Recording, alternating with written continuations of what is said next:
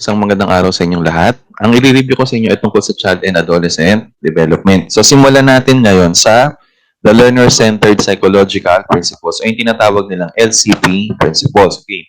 So, yung LCP Principles was put together by the American Psychological Association or APA. So, maybe medyo kilala niyo yung salitang APA, yung acronym na APA. Nagagamit natin sa research, di ba? Okay, so these principles focuses on psychological factors that are primarily internal. So more on within, more on internal, or more on dun sa concept ng ating pag-iisip. So it is intended to deal holistically with learners. So pag sinabi natin holistically, with all the aspects of the learners, diba? Andiyan yung physical, intellectual, emotional, social, okay?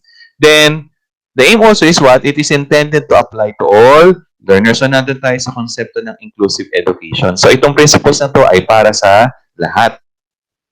Then, the LCP principles was divided into 4 factors or into 4 aspects. So, we have the cognitive and metacognitive, that is 6 factors. Then, we have also motivational and affective, that is 3 factors. And then, the developmental and social, 2 factors. And then, the individual differences, 3 factors. So, dito natin makikita, based on the 4 factors, yung sinasabi kanina na intended to deal holistically with learners. Kasi nandun yung cognitive, motivational and affective, nandun yung yung emotion. How about development? Developmental, more on the physical body. Then how about social? Pakikisalamuha. And as well, the individual differences. So simulan natin sa number 1, which is the cognitive and metacognitive. So under sa cognitive and metacognitive is the nature of the learning process. So as you can see, merong babae dito, meron siyang tina-target. Anong tina-target niya? Yung bullseye.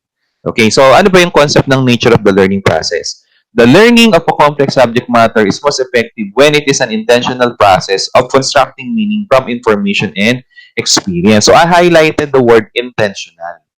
Okay, what do you mean by intentional? Okay, sa paggawa ng lesson plan, nasa ba yung intentional? Nasa objectives. And also, as well, itong babae nakikita niyo sa picture, ano ba ang intention niya? Not just to fire the arrow, okay, but rather, hindi lang niya basta i-release yung arrow, but as well, yung bow ng arrow, but as well, what? Mahit niya yung target. So, in other words, class, pumapasok tayo saan? Sa konsepto ng we should share the learning objectives to our students. That is the very first thing that we should do in teaching for the tools for the students to learn. Share them the lesson objectives. In that way, the shared lesson objectives will become what? The intention of the students. Okay? So, kapag ka nagbigahagi ka ng lesson objectives sa kanila, yun yung magiging intention nila for the day. Ito yung dapat kong i-accomplish.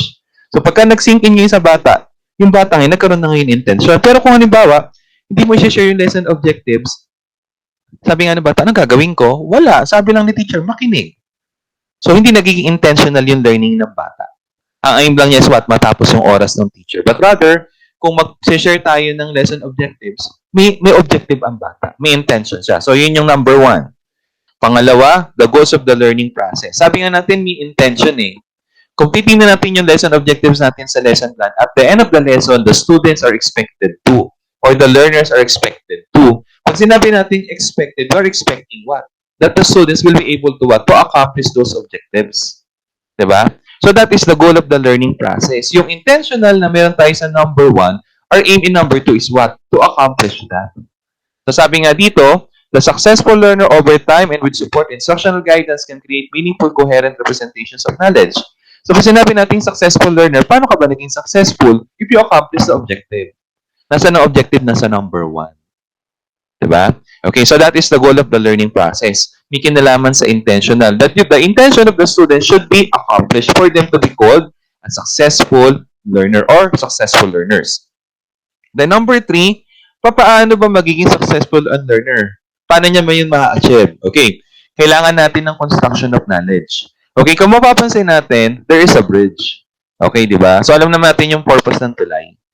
Katulad nito, dalawang magkalayong isla, syempre, di mo naman mararating yan, di ba? Otherwise, meron ka barko. Kung wala, hindi mo mararating, di ba? So, anong kailangan natin? Tulay.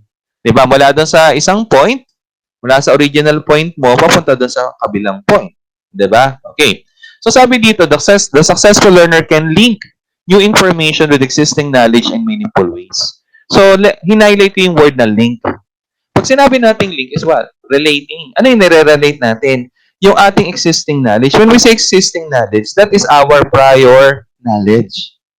So, ano sinasabi natin dito? Sa constructivism class, di ba, ang konsepto is, the students, okay, are the ones who do the learning using their prior knowledge.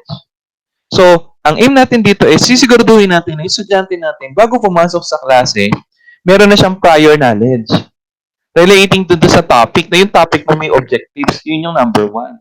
Na ang aim ng number 2, the goal is to achieve. So, anong gagamitin ng bata para magawa niya yung 1 and 2 to accomplish number 1, to become a successful learner sa number 2? And that is his or her prior knowledge.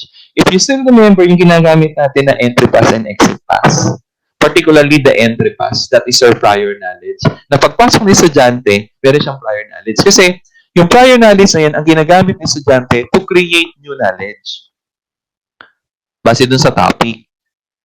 So, kaya sabi nga dito, we use our prior knowledge to create new information. Kaya pagka nagtuturo din si teacher, aside from using the entry pass, pwede din natin gamitin yung review of the past lesson. But before we start the topic for the day, ang gagawin natin is what? We're going to review what we have discussed yesterday. Diba? Kasi the concepts that we have discussed yesterday is something related doon sa topic for today na magagamit ng bata para mas lalo niyang maunawaan yung topic for today. Kasi yung topic for the day is merong objective sa number 1. And the goal of number 2 is what? To accomplish that. To become a successful learner. Then, number 4, syempre pag may aim tayo, the aim is what? To be a successful learner, to accomplish the lesson objectives, kailangan natin ng strategic thinking. When we say strategic thinking, sabi dito, the successful learner can create and use a repertoire of thinking and reasoning strategies to achieve complex learning goals. So, I highlighted the words create and use. So, since we have prior knowledge, we're going to create what? A strategy.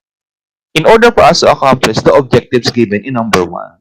Because the aim in number 2 is what? To become a successful learner.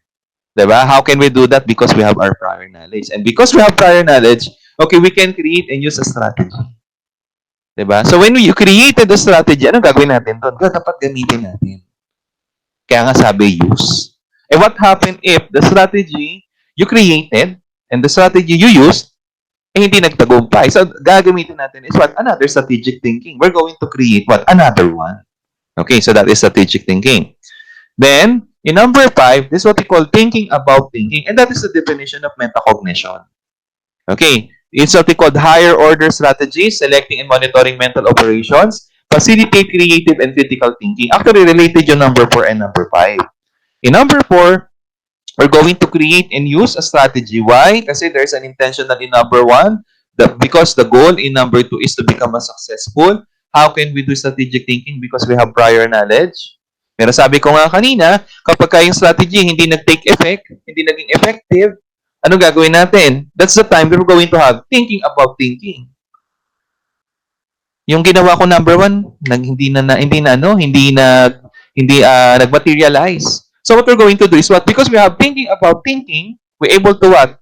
To have a higher order strategies. Pipili tayo ng something na tawag dito a strategy na kung saan magagamit natin na magiging effective para ma-accomplish natin yung target natin. Yun ang kagandahan, class, kapag nag-share ka ng objective sa bata. Pipili siya ng mga strategy o gagawa siya. Unlike kung wala kang sinasabing strategy, ba't siya maghihirap mag-isip? Kailangan mo sinasabing i-accomplish, di ba? Okay, and then the last one is the context of learning. As we all know, alam naman natin na environment ay nakaka-apekto saan sa learning. Kapag ka maingay, mahirap mag-aral. Pero kung tahimik, malamig, maganda surrounding, masarap mag-aral. So sabi dito, learning is influenced by what? The environmental factors, including the culture. Diba? And as well, the technology and the instructional practices. O katulad ngayon, diba? Ang learning nakaka-apekto talaga. Why? Kasi ang environment nakaka-apekto talaga sa particularly the technology. Kasi kung wala kang internet, naka-RPL ka, ang hirap mag-aral. Unlike kung ikaw ay merong internet, may technology ka, may laptop ka, may cellphone, smartphone ka, mapapanood mo si teacher habang nagdi-discuss. Diba? So dito sinasabi sa context of learning, ito yung environmental factors that affects learning. And alam natin, totoo yun. Okay? Then, how about motivational and affective? Okay? So under number 7, motivational and emotional influences of learning. As you can see, kamusta naman yung classroom nila? Wala ngang kisame eh. Kamusta yung damit ng mga estudyante? Warat-warat yung mga damit, hindi ba? Ni wala nga armrest. Pero kung mapapansin mo yung bata, kamusta? Pansinin nyo kung paano siya tumitig dun sa teacher o dun sa tinuturo ni teacher. Ito lang yung masasabi natin na motivated siyang mag-aral. Sabi dito, motivation to learn in turn is influenced by individuals' emotional states, beliefs, interests, and goals and habits of thinking. So, saan nag-start ang motivation? Sa emotion ng isang tao. Regarding what? Emotion niya, for example, halimbawa sa kanyang beliefs. Mapapansin natin sa mga batang ito, ano yung emotional beliefs na meron sila? Na kailangan nila ng education kasi yun ang malaking makatutulong sa kanila para sila ay makapagtapos at magkaroon ng magandang buhay. In that way, because of that emotion, yun yung nagtutulak para sila ay ma-motivate lalo. Diba? Kaya meron sa atin, diba? Hindi ka bibigyan ng nanay mo ng pera. Okay lang, nay. Maglalakad na lang ako papuntang school. Magbabike na lang ako. Wala akong pambaon sa iyo. Okay lang, nay. Kung ano yung ulam natin kaninang tanghali, yun na lang din babuunin ko yun ng merienda ko. Kasi, yun ang nangyayari kasi kapag meron kang emotional belief or interest or habits of thinking, then, yun yung magtutulak ngayon sa emotions, sa motivations mo. Then, sa number 8, anong particular na uri ng motivation? Kasi alam natin, may dalawang uri ng motivation. We have the extrinsic and we have the intrinsic motivation. So nga lang, sa number 8, intrinsic motivation to learn. Intrinsic motivation is stimulated by tasks of optimal novelty and difficulty, relevant to personal interest and providing for choice and control. So yung nagpupursue, for example, katulad ni Ms. Arlandes. Gamitin ko na po kay Ms. Arlandes as example, di ba? Meron siyang, kumbaga, in terms of edad, hindi siya bata. 'Di ba? Hindi siya teenager. Pero ano yung nagtutulak sa kanya para magtapos ang pag-aaral kahit sabihin natin nanay na siya nag-aaral pa rin. At karamihan sa mga BEd ay maraming mga nanay. Hindi ba? It's this what they call intrinsic motivation. Internal feeling nila yun Internal emotions nila yun na nagpupursue na dahil intrinsic motivation yon, nanggagaling sa kanila yon, wapakel sila sa sinasabi ng ibang tao. Ang aim nila is what? Ma-achieve nila yung kanilang target, yung kanilang dream. Okay, which is to become a teacher. Diba? Kaya napaka-importante, class, na kung gagamit din tayo ng motivation, ang gamitin na natin, intrinsic motivation to learn. Okay? Pero may i-discuss pa ako sa facilitating naman na hindi ka agad intrinsic, mag-start yan muna sa extrinsic. Okay? Pero hindi ito yung subject para i-discuss natin yon. Then number 9, ano ang mangyayari kapag ang isang estudyante o isang tao ay merong intrinsic motivation? Ito yung nagiging effects. Okay, katulad niyan. Kung kayo takutin, ano ba mag-aaral ako, tapos tatawid pa ako dyan, paano ko may buwaya? Paano ko malunod ako? Hindi na ako mag-aaral. Yun yung mga tao na walang intrinsic motivation to learn. Pero itong mga bata na to, they have the intrinsic motivation to learn. And ano yung epekto sa kanila? The willingness to exert what? Effort. Ito, extra effort.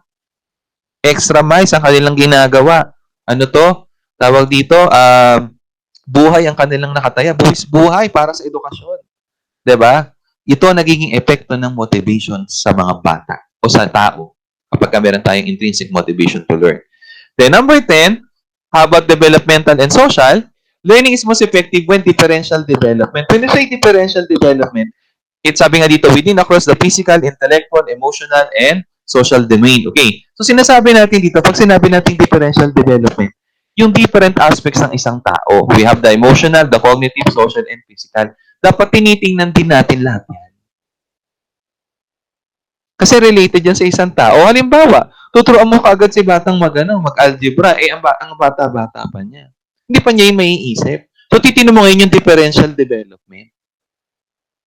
Diba? Bata-bata pa, bigla mo siyang patatakbuhin ng ganito kalayo, hindi rin niya kakayanin yun. So, dapat, tinitingnan natin, kamusta ba yung physical niya? Kamusta din naman yung pag-iisip niya? Kakayanin ba niya? So, dapat ganun tayo. Dapat tinitingnan natin yung plus binabalanse natin. Okay? Then, how about 11? Social influences on learning. So, learning is influenced by social interaction, interpersonal relations, and communication with others. So, ano na sinasabi dito? We learn from different people. We learn through socialization. O, di ba? Sa loob ng classroom, nagtuturo si teacher, nakikinig kayo. Pag meron kayo dinaintindihan, nagtatanong kayo. Di ba there's an interaction? There is a socialization? So, we can conclude that social influences on learning. Di ba? Then, number 12, individual differences in learning. So, as we all know, individual differences principle states that no two individuals are the same.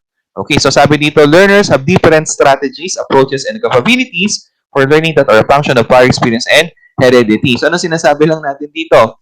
Learners have different strategies. Why? Kasi individual differences principles. No two individuals are the same. So, in other words, class, if you have 50 students, that 50 students or those 50 students have what? Different strategies. Each of their own. Diba? Kanya-kanya sila eh. So, ikaw bilang teacher, ano gagamitin mo pag magtuturo ka? You cannot use a one-size-fits-all strategy. But rather, you're going to use what? Different teaching strategies in order for you to accommodate the different needs, the different types, or the different intelligences of your students. Okay? Then, number 13, learning and diversity. Learning is most effective when differences in learners' linguistic, cultural, and social backgrounds are taken into account. Totoo naman yun, di ba? Kasi for example, merong isang taga Mindanao, hindi siya sanay mag-Tagalog, pumunta siya dito sa Bulacan, nagkaklase siya, ikaw Tagalog ka ng Tagalog, hindi mo pala alam, iba pala yung lengguwahe niya. Di ba? O baka naman nagtuturo ka, magluluto ka ng tawag dito, ng pinuguan, o ng tinumis, meron pala dong Iglesia ni Cristo, hindi siya makikinig sa iyo. Hindi ba? So, dapat tinitingnan din natin yung pagkakaiba-iba ng learners natin. Una sa lengguwahe, pangalawa sa kultura, pangatlo sa social background. Yung pwede sabihin, palibasa mga mahihirap, baka doon sa klase mo may mahihirap din. Nasasaktan sila. Kung masasaktan sila, sa tingin mo, makikinig pa sila sa iyo? Hindi na. Diba? So, dapat tinitingnan natin lahat. So, for example, halimbawa, pwede ko bang tawag dito, lahat ay required na umattend ng field trip at tapos ang babayaran sa field trip ay 3,000? Hindi. Bakit? Kasi titingnan mo din lahat ba can afford? Baka yung iba karamihan dyan can't afford. Kaya sasabihin ko na lang, okay, sino may gusto na lang? Diba? Tinitingnan natin dapat yon. And then the last one, the standards and assessment, setting appropriately high and challenging standards and assessing the learner as well as learning progress, including diagnostic process and outcomes assessment are integral part of the learning process. As you can see, class, may nakita kayong standards. Saan nanggagaling yung standards, class? Ito ay nanggagaling doon sa objectives kasi ito yung dapat ma-accomplish ng bata at the end of the lesson. Paano mo gagawin para makuha yung standard? Magtuturo ka. Diba? Sisiguraduhin mo na yung tinuturo mo ay related doon sa standard. Na magagamit ni bata yung tinuturo mo pagdating sa assessment. Para pag nag-assessment siya, alam mo, masisigurado mo na kayang sagutin ng mga bata yun. In that way, ano ang mangyayari? Because of that assessment, you can conclude na nag-gets yung standard. Nakuha yung standard. So, ito class yung SCP principles. Okay? So, dapat ina-apply natin ito sa pagtuturo. Okay? Andiyan na magre-review of the past lesson tayo. Gagamit tayo ng entry pass. Imo-motivate yung mga estudyante mo. Pag nagtuturo ka, dapat tinitingnan mo yung kanilang kalagayan, pinansyal, yung kanilang kalagayan sosyal, yung kanilang pagkakaiba-iba, tinitingnan din natin dapat yan. Okay, then as well, yung alignment ng objectives ay tinuturo mo sa pinapa-assess mo. Alam ko, may mga inexperience kayo, may objective yung teacher, pero out of the context, so out of the content, yung tinuturo, very irrelevant yung tinuturo. Pagdating naman doon sa exam, irrelevant din. So sa dulo, kamusta? Walang na-achieve ng standard. Diba? So dapat, everything is constructively aligned. Okay? Then, how about the definition of childhood and adolescence? Ayan. So, nakita niyo naman, di ba, yung mga chikiting? Okay. So, childhood is defined as the time for a boy or girl from birth until he or she is an adult. Hanggat hindi adult ay isang bata, anong tawag natin doon? Child. Okay? It is the more circumscribed period of time from infancy to the onset of puberty. So, mula doon sa infancy, pagkapanganak sa atin, hanggang sa hindi pa nag-start ang puberty, that is the stage of childhood. Okay? Then, according to the Conventions on the Rights of the Child, defines a child as what? Every human being below the age of 18 years under the law applicable to the child, majority is attained earlier. So sabi sa Convention on the Rights of the Child, basta 18 below, pababa, okay, 18 pababa, considered as a child. Pero pag nag-18 ka na, pataas, hindi na. Adolescence ka na nun. Okay, so ito naman yung adolescence, okay, mga binata, dalagindi, okay? So, adolescence is the period of transition from childhood to adulthood. Tatlo naman yung pupuntahan natin eh. Pagkabata hanggang sa pagtanda. Pero yung pinakagitna, bago tayo dumaan sa pagkamatanda at aalis tayo sa pagkabata, ay yung tinatawag nating adolescence. Although sometimes described as beginning in parallel with fertility or puberty, and ending with maturity and independence, adolescence has a very variable and imprecise duration. Okay. So, bakit siya natatawag dito na i-align sa fertility? Kasi yung adolescence kasi, nag-start tayo dito sa puberty stage. Na kung saan nagde-develop yung ating mga reproductive organs. Nagkakaroon na ng, tawag dito, nakakapag-produce na ng egg cell at saka sperm cell ang babae at saka ang lalaki. And as well, sabi nga dito, adolescence has a very variable and imprecise duration. Pag sinabi natin variable and imprecise, it means there is no exact age na magsasabi sa iyo, oy, diyan ka sa edad na ang lahat ng lahat ng bata sa buong mundo, pagdating sa edad na 12, lahat ay magkakaregla.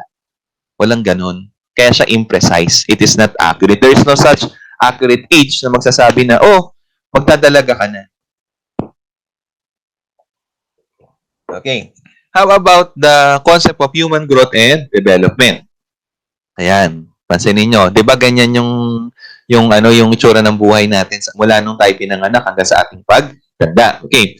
So, human development, yung pinakita kong picture sa kanyo, itong tawag doon ay human development, which is the pattern of movement or change that begins at the conception and continues through the lifespan. So, siya na mag-i-start sa conception. When we say conception, it is when the egg cell and the sperm cell meets, life begins. And it continues through the lifespan. So, meaning, mula nung tayo na-create, mula sa single na zygote, mula sa zygote, ay hanggang sa ating pagtanda, may human development na nangyayari sa atin. Kasi yung ating pagtanda ay part pa rin ng human development. Kasi wala namang taong ipinanganak na hindi tumanda. Okay? So, development includes growth and decline. Totoo yun. Kung makikita natin habang tayo bata, nagde-develop tayo. Nagkakaroon ng growth. Pero pag tumatanda tayo, nagde-decline. Bumababa. Why? Yung mga bagay na tayo hindi na natin nagagawa pag tayo tumatanda. Hindi katulad nung tayo ay bata. So, this means that development can be either positive or negative according to Santos 2002. So, let us try to differentiate the concept of growth and the concept of development. So, makita natin sa growth, mula sa isang seed, lumaki ng lumaki. Pagdating sa development, meron siyang mga bagay na ginagawa. So, i-define natin. Okay. So, when we say growth, it means quantitative, measurable. Okay, katulad nito, it can be measured using a ruler, di ba? Or a meter stick. So, when we say growth, progresses in chronological age, meaning tumatanda tayo mula 1 year old, 2 years old, hanggang sa 20, 30, 40, 60 years old. And then, yung increase in size natin, height or weight, pagtangkad, pagtaba, paglapad, pagbigat. Okay? That's what we call growth kasi it is measurable. Yan ang madaling tandaan sa growth. Quantitative kasi quantity, measurable. Pag sinabi naman natin development, that is qualitative. Quality. Kaya kung mapapansin nyo dito, nagbabike, naglilinis sa bahay, nagsasampay, ayan, naglilinis ng basurahan, etc. and all nagpapatahan. Diba? Okay, ito yung tinatawag nating skills. Increase in skills and complexity of function resulting in increased specialization or what we call mastery.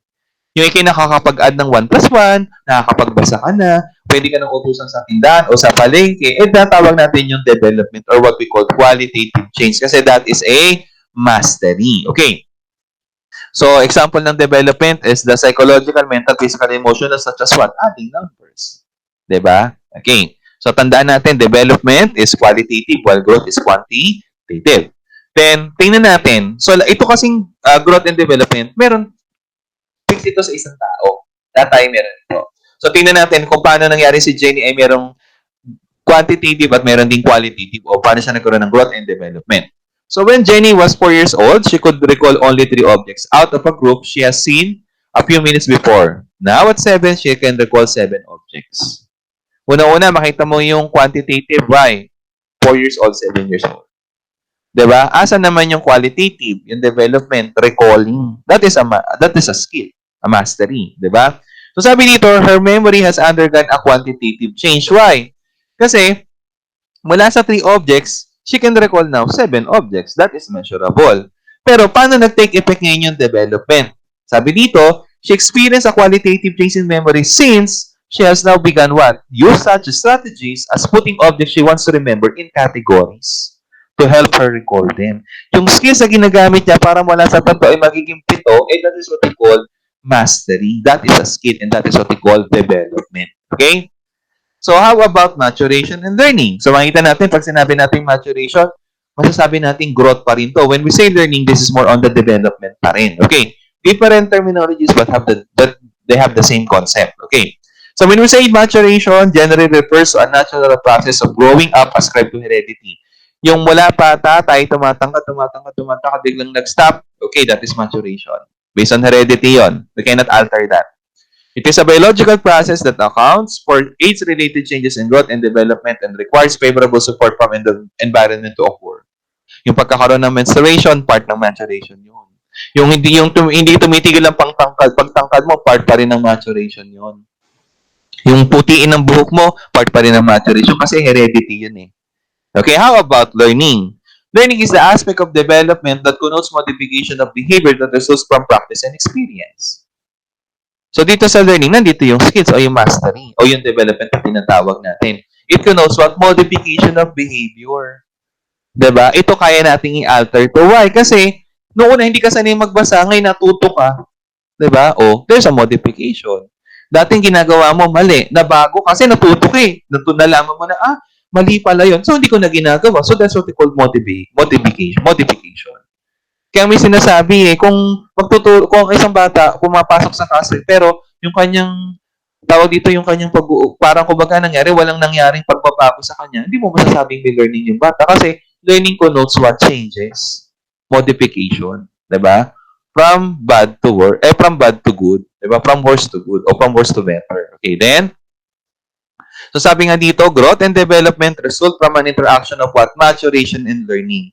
Yung ating growth, yung ating height, weight, nakapokus yan sa maturation. Pero yung development natin, nandun yun sa learning. In making the individual what he is at a given time. So, hindi mo pwedeng sabihin, ako yung development niya may problema. Hindi. May kasama din yung growth. Kasi sa isang tao, laging may growth and development. Sa isang tao, laging may maturation and learning. So, ito, nag-i-interact lang to make us, okay, o to make us, kumbaga, the better person that we could be. Okay, then, how about the aspects of development? So, ito yung mga different aspects of development. Nabanggit ko na kanina to sa LCP principles. Una is the physical development. The changes in the body, brain, sensory capacities, and motor skills. How about intellectual development? The changes in a wide variety of mental abilities, kakayahang kaisipan, okay? Such as yung lating pagkatuto, paano tayo nagme-memorya, paano tayo nagre-reasoning, nag-iisip, and facility with the language. Kung paano natin, ano-ano mga lingwahe yung alam natin na ginagamit natin kapag tayo communicate. Then, how about social development? The unique way in which each person socializes and gets along with others. Di ba? Paano tayo makasalamuha? Sabi nga natin kanina sa social influences of learning, we learn through socialization. And then, we have also the moral development. Is to become gradually aware of the distinction between what is right and what is wrong. Okay, so ito isa sa mga aspeto nating mga tao. Then, the last one is the spiritual development. It's an evolved refinement of the spirit or soul as distinguished from the body or material matters, a consciousness of religion or the church that is what? Held sacred. So ito yung ating paniniwala sa Diyos. Okay.